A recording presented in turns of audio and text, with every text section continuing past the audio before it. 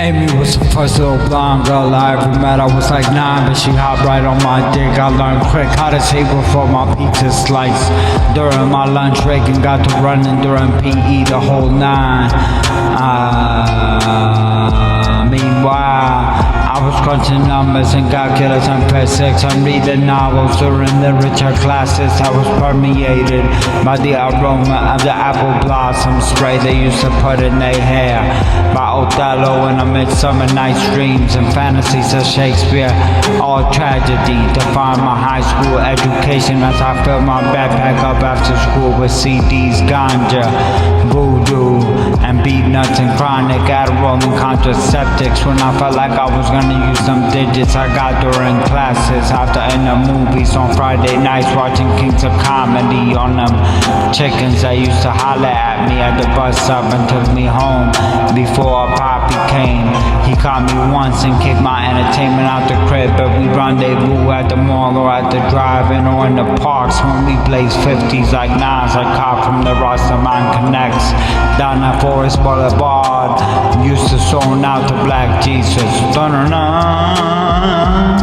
And Wu-Tang on the back of the bus all the way back to the ghetto to study higher mathematical equations that I later learned to develop into matrix theories and French belles lettres for sweet June peas on floor with red hair, flat cars and fat apple bottoms and an appetite for my 9-inch long strongest in the basketball courts at practice, but I left the team cause Pop's whole stilo was punishing me. They said I was a cheater at some vocab tests. A solo freestyle kicker of ill shit he never understand like Bobby Digital. How they could call the ghost holy.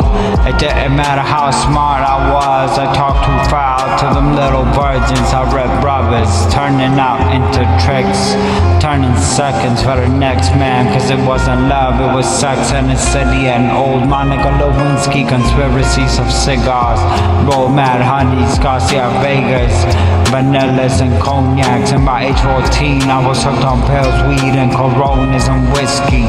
We drive out of Sarah's mama's cupboard and get loose before, during and after football games until we vomit. Dark days, evenings and afternoons I was screaming Attica, but I was still trying to find myself.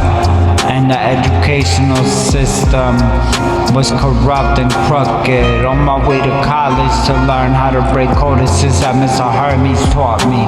I sleep through 5th hour cause I was too bliss and tired from them J.O.B.s and them white boys I rolled before walking into a homeroom smelling like a pound. Paranoid of the dogs checking in my locker and finding my stash and running out of cash to give my little brother for cafeteria money. Papa John's or Jamaican beef patty, anything to eat, but I'm still eating. Got a quad skipping because he wasn't as slick as me and told bad lies to my mama.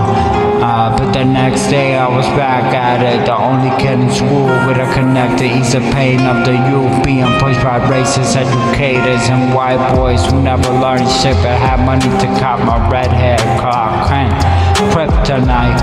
As I begun to write for the daily paper and get straight A's, to move away from an abusive situation to a college where I couldn't afford transportation to classes or coffee, and started serving stronger dosages of speed that didn't help you study but allowed me to nightly double up on Xannies and OZs of herb from realer niggas that learned to love me and nickname me G-Money.